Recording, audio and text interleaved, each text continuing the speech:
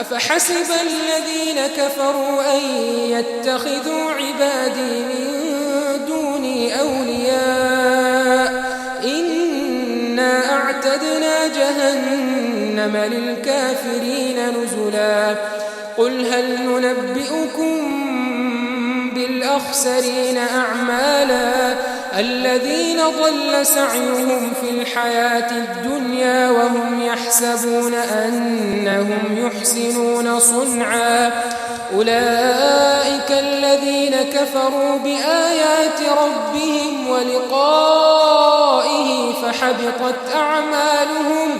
فحبطت أعمالهم فلا نقيم لهم يوم القيامة وزنا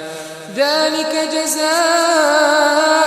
جهنم بما كفروا واتخذوا آياتي ورسلي هزوا إن الذين آمنوا وعملوا الصالحات كانت لهم جنات الفردوس نزلا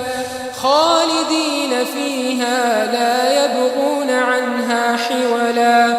قل لو كان البحر مدادا لكلمات ربي لنفد البحر قبل أن تنفد كلمات ربي ولو جئنا بمثله مددا قل إنما أنا بشر